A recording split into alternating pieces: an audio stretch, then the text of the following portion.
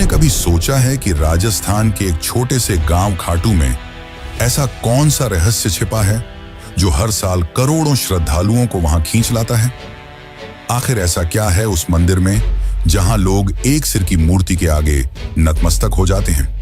क्या आपने कभी सुना है कि किसी व्यक्ति ने युद्ध में जाने से पहले अपना सिर दान कर दिया हो और वो सिर बिना शरीर के पूरी महाभारत का युद्ध देखता रहा, और यही सिर आज खाटू धाम में एक भगवान के रूप में पूजित है? यह कहानी कोई साधारण देवता की नहीं, यह कहानी है बारबरीक की, घटोत्कच के पुत्र की, एक ऐसे वीर की जिसे श्री कृष्ण ने स्वयं कलयुग का भगवान घोषित किया था। लेकिन सवाल यह है, क्यों? बर्बरीक ने ऐसा क्या किया कि कृष्ण को उनका सिर मांगना पड़ा? और क्या सच में खाटू श्याम वही बारबरीक हैं? हर साल फागुन महीने में करीब 1 करोड़ से ज्यादा श्रद्धालु खाटू श्याम के दरबार में हाजिरी लगाते हैं। कई लोग दावा करते हैं कि उनके यहाँ जाने भर से उनकी अधूरी मनोकामनाएं पूरी हो जाती हैं। किसी को नौकरी मिलती है, किसी को संतान सुख, तो कोई मृत्यु के मुंह से लौट आता है। क्या यह केवल संयोग है या खाटू श्याम जी में वाकई कोई अलौकिक शक्ति है? खाटू श्याम के मंदिर के भीतर एक अनोखा वातावरण रहता है।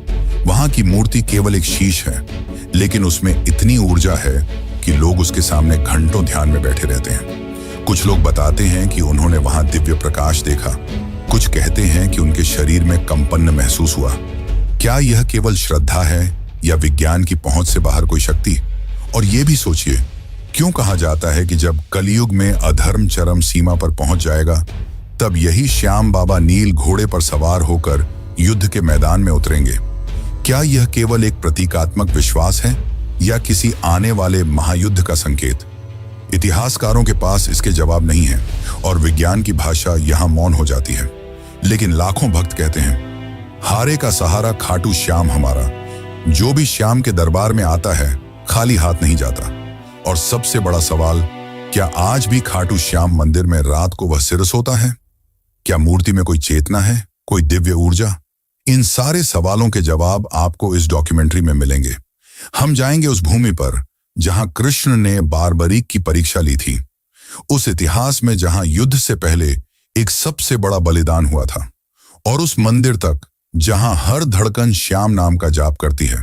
तैयार हो जाइए एक ऐसी यात्रा पर जहां आस्था, इतिहास, विज्ञान और रहस्य सब एक साथ मिलते हैं, खाटू श्याम के दिव्य और रहस्यमयी संसार में। लेकिन उससे पहले अगर चैनल पर नए हैं तो वीडियो को लाइक करके चैनल को सब्सक्राइब जरूर कर लें। ये आपके लिए तो फ्री है, पर इससे हमारी काफी मदद हो जाती है। साल 2019 की बात है। राजस्थान के सीकर जिले का एक व्यापारी दिल्ली के एक बड़े अस्पताल में जिंदगी और मौत की जंग लड़ रहा था। डॉक्टरों ने जवाब दे दिया था, अब बस चमत्कार ही बचा सकता है। घर वाले टूट चुके थे, लेकिन तभी उस व्यापारी की पत्नी ने एक फैसला लिया। वो सीधा खाटू श्याम जी के दरबार पहुंची। आंखों में आंसू, हाथ में नारियल और दिल में एक ही संकल्प, हे श्याम बाबा, अगर मेरे पति को जीवन दान मिला तो मैं हर साल आपके दरबार में सेवा करूंगी। कहते हैं अगले ही दिन उस व्यक्ति की हालत में चमत्कारी सुधार हुआ। डॉक्टर तक हैरान थे, लेकिन यह सिर्फ एक कहानी नहीं है। ऐसे हजारों किस्से खाटू धाम से जुड़े हैं, जहां विज्ञान की सीमाएं खत्म हो जाती हैं और आस्था शुरू होती है। राजस्थान की तपती रेत पर जब सूर्य की किरणें पड़ती हैं तो लगता है मानो इतिहास की कोई सुनहरी परत जाग उठी हो। इस पावन भूमि की हर सांस में कोई ना कोई गाथा बसी हुई है। इन्हीं गाथाओं में एक है खाटू श्याम की। सीकर जिले में बसे इस मंदिर को लेकर केवल श्रद्धा ही नहीं, रहस्य भी जुड़ा है। कहते हैं यह मंदिर केवल एक पूजा स्थल नहीं, बल्कि एक ऐसी जीवित गाथा है जो आपको महाभारत काल से जोड़ती है। एक ऐसे योद्धा से मिलवाती है जो युद्ध में लड़ने नहीं, सिर कटाने आया था। एक ऐसा वीर जिसने श्री कृष्ण की एक परीक्षा के लिए अपना शीश तक समर्पित कर दिया, वो भी हंसते हुए। क्या आपने कभी सुना है कि किसी का कटा हुआ सिर युद्ध भूमि देखता रहा और फिर वर्षों बाद वही सिर कलयुग में भगवान बन गया? यह वही स्थान है जहां सिर की पूजा होती है, शरीर की नहीं। जहां मंदिर के गर्भगृह में कोई सामान्य मूर्ति नहीं, बल्कि एक ऐसा सिर विराजमान है जिसे वर्षों तक जमीन के नीचे दबा रखा गया था। क्या वाकई वह कुंड जहां से यह मूर्ति निकली आज भी दिव्य ऊर्जा से भरा हुआ है। और यह कैसे संभव है कि उस कुंड में जल का स्रोत किसी को नहीं मालूम, फिर भी वह कभी सूखता नहीं? मंदिर के भीतर कुछ विशेष परंपराएं निभाई जाती हैं, जैसे निशान चढ़ाना। लेकिन क्या आपने कभी सोचा है कि ये निशान केवल एक प्रतीक हैं, या फिर इनसे जुड़ी कोई ऊर्जा वाकई काम करती है? हजारों लोग दावा करते हैं कि उन्होंने खाटू श्याम से कुछ मांगा, निशान चढ़ाया, और फिर वो चमत्कार हुआ जिसे वो खुद भी नहीं समझ सके। क्या ये केवल संयोग था या किसी अदृश्य शक्ति की कृपा? इतना ही नहीं, मंदिर से कुछ दूरी पर स्थित है एक प्राचीन शिवलिंग, जिसे औरंगजेब ने तोड़ने की कोशिश की थी। लेकिन कहते हैं जैसे ही उसके सैनिकों ने उस पर वार किया, कुछ ऐसा घटा कि पूरा लश्कर डर के मारे पीछे हट गया। आज भी वह टूटा हुआ शिवलिंग एक चेतावनी बनकर खड़ा है। पर यह कैसा भय था जो एक क्रूर शासक को भी पीछे हटा गया? मंदिर में आने वाले लोग बताते हैं कि वहां पहुंचते ही कुछ महसूस होता है। किसी को स्वप्न में दर्शन होते हैं, किसी को जीवन की सबसे बड़ी समस्या का समाधान मिलता है। और इनमें एक बात समान है, एक अदृश्य उपस्थिति, एक रहस्यमयी शक्ति जो शब्दों से परे है। क्या यह श्रद्धा की शक्ति है या उस स्थान से जुड़ी कोई प्राचीन चेतना?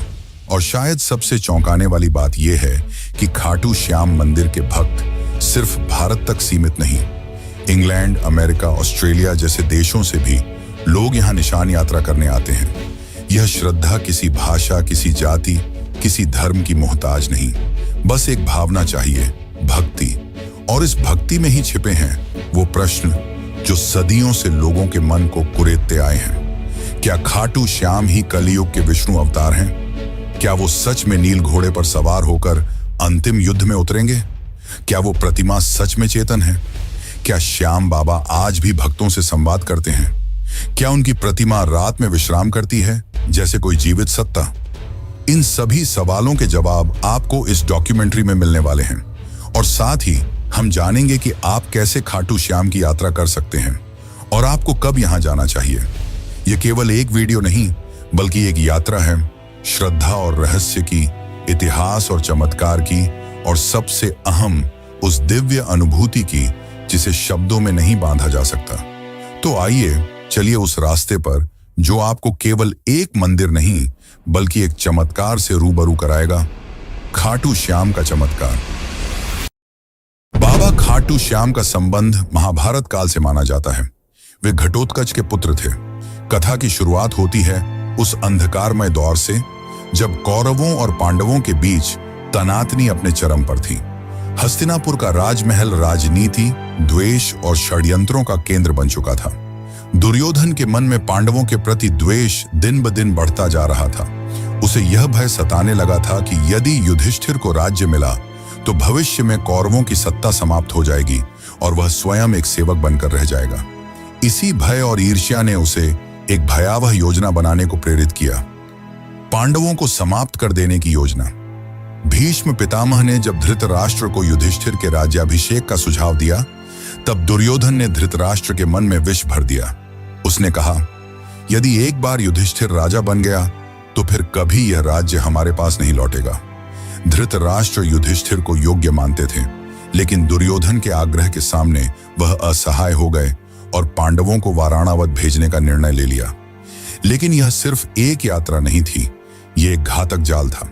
दुर्योधन ने वाराणावत में एक महल बनवाया, ऐसा महल जो बाहर से तो वैभवशाली दिखता था, लेकिन भीतर से एक अग्निपाश था। लाक्षागृह यानी वह भवन लाख, चर्बी, सूखी घास और अन्य ज्वलनशील वस्तुओं से बना था। उसका इरादा था कि एक रात जब पांडव गहरी नींद में हों, उस महल को आग लगाकर उन्हें सदा के लिए समाप्त कर दिया जाए।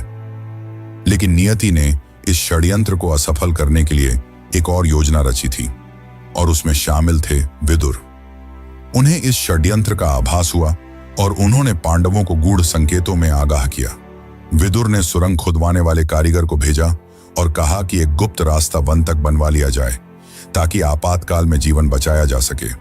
फिर वह रात आई जब पुरोचन ने महल को अग्नि के हवाले करने की योजना बनाई, लेकिन इस योजना से पहले ही भीम ने प्रतिकार किया। अग्नि वहीं फैली, लेकिन अपने साथ पुरोचन उसकी योजना और निर्दोष भीलनी को भी ले गई। उधर पांडव सुरक्षित सुरंग से निकलकर हिंडनी नदी के किनारे पहुंचे और विदुर द्वारा भेजी गई नौका में सवार होकर दूर एक घने जंगल में जा पहुंचे।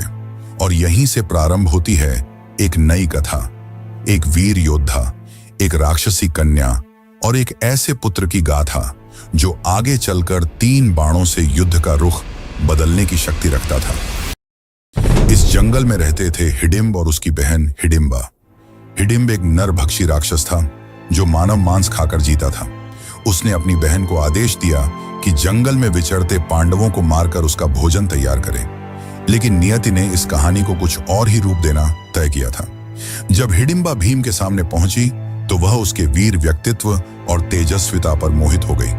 राक्षसी होते हुए भी उसके भीतर प्रेम की एक ज्योति जल उठी। भीम की रक्षा करते हुए हिडिंबा अपने भाई से विरोध कर बैठी। इससे नाराज होकर हिडिंब ने भीम पर आक्रमण किया और फिर शुरू हुआ एक घमासान संग्राम।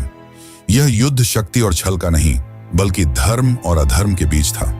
अंततः भीम ने हिडिंब को परास्त कर मार गिराया। इसके बाद हिडिंबा ने भीम के सामने विवाह का प्रस्ताव रखा। पहले तो भीम ने उसे अस्वीकार कर दिया, लेकिन जब माता कुंती ने हस्तक्षेप किया और एक शर्त रखी कि विवाह के बाद संतान प्राप्ति तक ही वह साथ रहे, तो यह विचित्र विवाह संपन्न हुआ। जंगल में उनका गंधर्व विवाह हुआ और वहीं जन्म हुआ एक तेजस्वी बालक का, घटोत्कच। घटोत्कच का व्यक्तित्व भीम जैसा ही था, बलशाली, पराक्रमी और न्यायप्रिय। कालांतर में उसका विवाह दैत्यराज मुरा की पुत्री अहिलावती से हुआ और उनके 2 पुत्र हुए, अंजनपर्वा और बर्बरीक। बर्बरीक यानी वह योद्धा जिसकी गाथा आगे चलकर काल के गर्व को चूर कर देगी। वह बालक जिसने बाल्यकाल में ही शिव की तपस्या की और उनसे 3 अमोघ बाणों का वरदान पाया, और यह वही 3 बाण थे जिनसे वह किसी भी युद्ध में संपूर्ण सेना का अंत कर सकता था। मात्र 3 बाणों से। लेकिन उसकी वीरता से भी अधिक अद्भुत थी उसकी सत्यनिष्ठा। अपनी माता से किए एक वचन ने उसे एक ऐसे मार्ग पर ला खड़ा किया जहां से इतिहास की धारा मुड़ गई। वह वचन था, मैं सदा हारे की ओर से युद्ध करूंगा। और यहीं से प्रारंभ होता है खाटू श्याम बनने की ओर उसका अंतिम सफर। घटोत्कच और अहिलावती का वह तेजस्वी पुत्र बर्बरीक बचपन से ही असाधारण प्रतिभा का धनी था।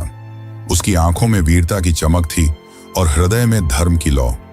वह युद्ध विद्या, अस्त्र शस्त्र, नीति और तपस्या में अपराजय था।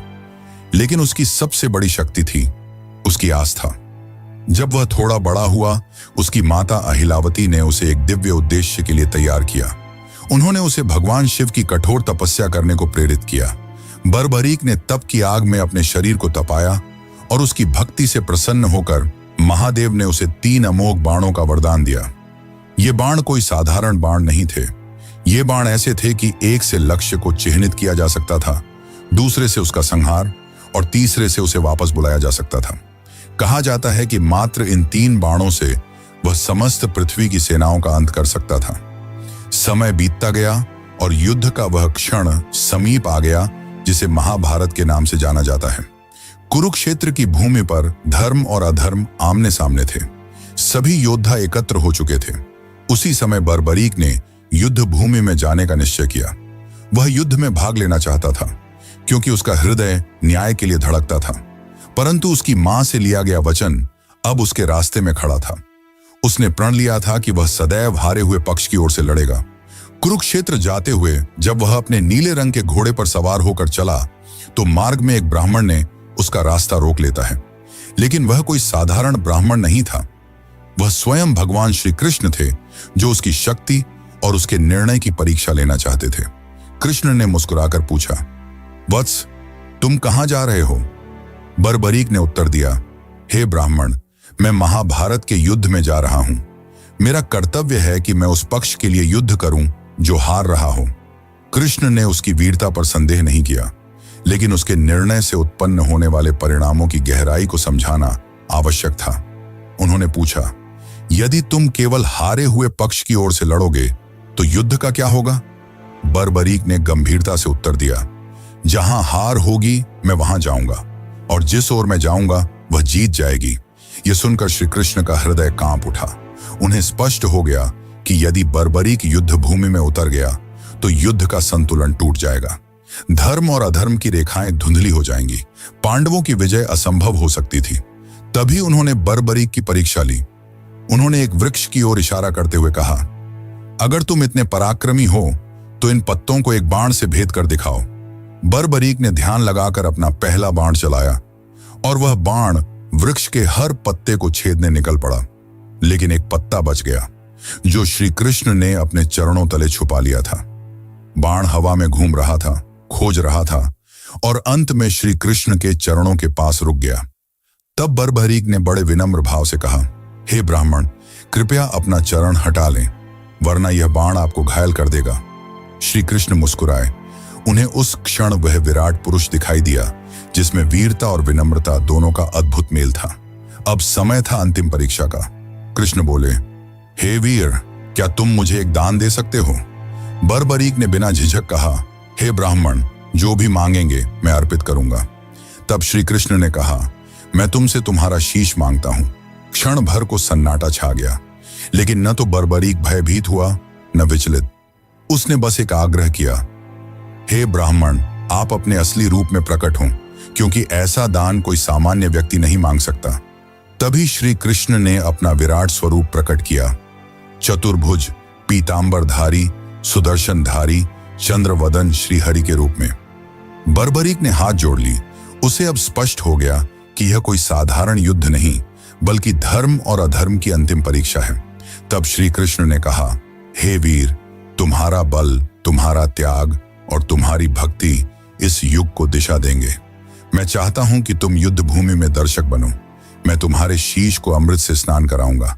तुम पूरे युद्ध को देखोगे और न्याय के आधार पर निर्णय दोगे। और सुनो, कल युग में जब धर्म क्षीण होगा, तब लोग तुम्हें हारे का सहारा कहकर याद करेंगे। वे तुम्हारे सिर की पूजा करेंगे, क्योंकि उसमें मेरा अंश रहेगा। तुम्हारा नाम होगा श्याम और तुम मेरे ही रूप में पूजे जाओगे। श्री कृष्ण ने अपने हाथों से उसका शीश लिया और उसे युद्ध भूमि की एक ऊंची पहाड़ी पर स्थापित किया, जहां से उसने महाभारत का संपूर्ण युद्ध देखा, न्याय की दृष्टि से, बिना किसी पक्षपात के। और इस प्रकार जन्म हुआ खाटू श्याम का। जितना ही रहस्यमयी खाटू श्याम है, उतना ही रहस्यमयी इस मंदिर का निर्माण। तो चलिए अब जानते हैं मंदिर के निर्माण की असली कहानी। खाटू श्याम मंदिर का इतिहास उतना ही गूढ़ है जितनी इसकी महिमा। जब जब कालखंड चुप रहता है, तब तब कोई स्थल, कोई घटना, कोई संकेत स्वयं बोल उठता है। और खाटू श्याम धाम का निर्माण भी एक ऐसी ही पुकार से आरंभ होता है। यह केवल ईंट और पत्थरों की रचना नहीं थी, बल्कि यह उस अलौकिक चेतना की पुनः अभिव्यक्ति थी जो कलयुग में मानवता का अंतिम सहारा बनकर अवतरित हुई। इस पावन मंदिर की नींव उस क्षण पड़ी जब राजस्थान की तपती धरती पर एक असामान्य घटना घटी। कहते हैं यह कोई मंदिर स्थल नहीं था, न ही कोई पवित्र तीर्थ, बल्कि सीकर जिले का एक साधारण सा गांव खाटू। पर एक दिन जैसे स्वयं भगवान ने उस भूमि को पुकारा हो, एक गाय चढ़ते चढ़ते एक विशेष स्थान पर पहुंची और बिना किसी कारण उसके थन्नों से दूध बहने लगा। यह घटना कोई संयोग नहीं थी, यह प्रकृति की चेतावनी थी कि उस धरती के गर्भ में कोई अलौकिक सत्य छुपा है। जैसे जैसे यह बात गांव में फैली, जिज्ञासा बढ़ती गई। ग्रामीणों ने मिलकर उस स्थान की खुदाई करने का निर्णय लिया और जब मिट्टी की परतें हटती चली गईं, तब वहां से निकला एक दिव्य सिर, एक चमत्कारी मुखाकृति जो देखने में साधारण नहीं बल्कि पूर्ण रूप से तेजस्वी और अलौकिक प्रतीत होती थी। उस सिर के साथ कोई आवाज नहीं थी, कोई शब्द नहीं थे, लेकिन फिर भी मानो उसने सबको पुकारा, एक मौन संवाद की तरह। ग्रामीणों ने उस सिर को एक सम्मानित ब्राह्मण को सौंप दिया। उन्होंने उसे अपने घर ले जाकर श्रद्धा से पूजन करना प्रारंभ किया, बिना यह जाने कि आगे क्या करना है। कई दिन बीते। पूरा गांव प्रतीक्षा में था कि अब इस दिव्यता का मार्गदर्शन कौन करेगा। तभी उस रात्रि को खाटू के तत्कालीन शासक राजा रूप सिंह चौहान को एक दिव्य स्वप्न आया, जिसमें स्वयं श्याम बाबा ने आदेश दिया कि मेरे इस स्वरूप के लिए एक मंदिर का निर्माण करो। अब मैं इस स्थान पर वास करना चाहता हूं। समय आ गया है। राजा की आंख खुली और उनके अंदर किसी और ही ऊर्जा का संचार हो चुका था।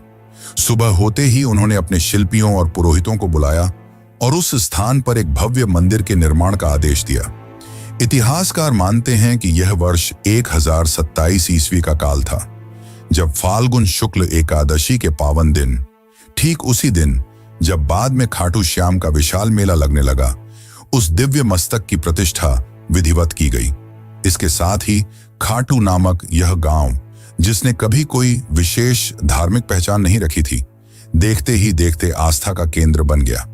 मंदिर का प्रारंभिक निर्माण अत्यंत साधारण था, ईंट, चूना और सीमित शिल्पकारी के साथ, लेकिन समय जैसे जैसे बीतता गया, इसकी महिमा फैलती चली गई। लोगों ने चमत्कार अनुभव किए, बीमारियां ठीक हुईं, बंजर को संतान मिली, भटके हुए रास्ता पा गए, और इन चमत्कारों की साक्षी बनती रही वो मूर्ति जो आज भी उसी गर्भगृह में विराजती है। लगभग 7 शताब्दियों के बाद 1720 ईस्वी में जब खाटू क्षेत्र मारवाड़ रियासत के अधीन आया, तब वहां के प्रभावशाली दीवान अभय सिंह को भी खाटू श्याम बाबा ने स्वप्न में आदेश दिया। उन्होंने इस मंदिर का भव्य रूप में जीर्णोद्धार करवाया। संगमरमर की नक्काशी, सोने चांदी से अलंकृत द्वार और विशेष प्रकार के दुर्लभ पत्थरों से गर्भगृह की सज्जा की गई। यह वही मूर्ति है जो आज भी खाटू के मंदिर में स्थापित है, और मान्यता है कि यह किसी साधारण पत्थर की नहीं, बल्कि कृष्णकालीन श्याम वर्ण चित्त की प्रतीक शिला की है। मंदिर का वास्तु भी अद्भुत है। इसके शिखर पर लहराता ध्वज बाबा के उस संकल्प का प्रतीक है जो उन्होंने महाभारत युद्ध के पूर्व कृष्ण से किया था। मैं उस ओर रहूंगा जो धर्म की ओर होगा। और गर्भगृह की शांति एक ऐसी अनुभूति देती है कि मानो स्वयं श्याम बाबा आपकी सांसों की गति पढ़ रहे हों। खाटू श्याम मंदिर आज न केवल एक धार्मिक स्थल है, बल्कि एक जीवित परंपरा है। फाल्गुन मेला, लक्खी यात्राएं, निशान यात्रा, खाटू नरेश के जयकारे और वो भजन, श्याम तेरी बंसी पुकारे राधा नाम, ये सब मिलकर इस मंदिर को केवल एक स्थान नहीं, बल्कि एक आध्यात्मिक ऊर्जा का केंद्र बनाते हैं। कई विद्वान मानते हैं कि यह मंदिर इतिहास और अध्यात्म के बीच का एक जीवन संगम है। जहां सिर्फ दर्शन नहीं होते, वहां एक भरोसा जन्म लेता है कि जब कोई हारा हुआ इस दरबार में आता है, तो बाबा उसे फिर से जीवन से जोड़ देते हैं। तो जब अगली बार आप खाटू श्याम के दर्शन करें, तो सिर झुकाएं, केवल एक मन्नत के लिए नहीं, बल्कि उस त्याग के लिए जिसने युद्ध छोड़कर सेवा चुनी, और उस धरोहर के लिए जिसने कलयुग में भी भक्तों को विश्वास से जोड़े रखा। खाटू धाम में जहां एक ओर बाबा श्याम का भव्य मंदिर भक्तों की श्रद्धा का केंद्र बना हुआ है, वहीं इस स्थान का सबसे रहस्यमयी और चमत्कारिक स्थल है श्याम कुंड। यह कोई साधारण जलाशय नहीं, बल्कि एक ऐसी पवित्र सरिता है जिसे स्वयं बाबा श्याम के शीश से जुड़ा हुआ माना जाता है। मान्यता है कि जब उस दिव्य मस्तक को धरती की गर्त से निकाला गया था, ठीक उसी स्थान पर यह कुंड प्रकट हुआ, और तभी से यह कुंड केवल जल का स्रोत नहीं रहा, यह बना भक्तों की आत्मा को शुद्ध करने वाला एक अलौकिक स्नान तीर्थ। कहते हैं इस कुंड में डुबकी लगाने मात्र से जीवन भर के पाप मिट जाते हैं। श्रद्धालु जब यहाँ आते हैं तो आंखों में आंसू, हाथ जोड़कर सीने में उम्मीद और आत्मा में पश्चाताप लेकर श्याम कुंड की ओर बढ़ते हैं। हर डुबकी, हर प्रार्थना एक कहानी होती है, किसी की टूटी उम्मीद जुड़ने की, किसी की बिगड़ी तकदीर सुधरने की। कुंड का जल सदा शांत, ठंडा और निर्मल रहता है, मानो खुद बाबा श्याम उसमें समाये हों। इस कुंड को लेकर एक और बात इसे पूरी तरह रहस्य से भर देती है। आज तक कोई यह निश्चित नहीं कर पाया कि इसका जल आता कहां से है। वैज्ञानिक दृष्टिकोण से जब भी इसे परखा गया, इसकी कोई स्पष्ट जलधारा न तो ऊपर से आती दिखी, न नीचे से कोई स्रोत मिला, पर फिर भी कुंड हमेशा लबालब रहता है, और इसीलिए लोग कहते हैं कि इसका जल पाताल लोक से आता है। ये बात सुनने में कल्पना जैसी लगती है, लेकिन जब आप वहां खड़े होकर चारों ओर देखेंगे और महसूस करेंगे कि कोई स्रोत न होते हुए भी जल लगातार बना रहता है, तब एक अलौकिक सिहरन आपके भीतर दौड़ जाती है। यह कुंड अपने आप में एक मौन चमत्कार है, जो सिर्फ आंखों से नहीं, हृदय से महसूस किया जा सकता है। श्याम कुंड से कुछ ही दूरी पर स्थित है दो और पवित्र स्थल, गौरी शंकर मंदिर और गोपीनाथ मंदिर। इनमें से गौरी शंकर मंदिर के साथ जुड़ी एक कथा दिल को झकझोर कर रख देती है। यह घटना तब की है जब मुगल सम्राट औरंगजेब की सेना ने इस पावन स्थल को निशाना बनाया था। धार्मिक स्थलों को नष्ट करना उसकी नीति थी और खाटू भी उसकी लिस्ट में आ गया था। उसकी सेना जब इस मंदिर को गिराने पहुंची तो सबसे पहले शिवलिंग पर भालों से प्रहार किया गया, परंतु उस क्षण कुछ ऐसा घटित हुआ जिसे देखकर सैनिकों की रूह कांप उठी।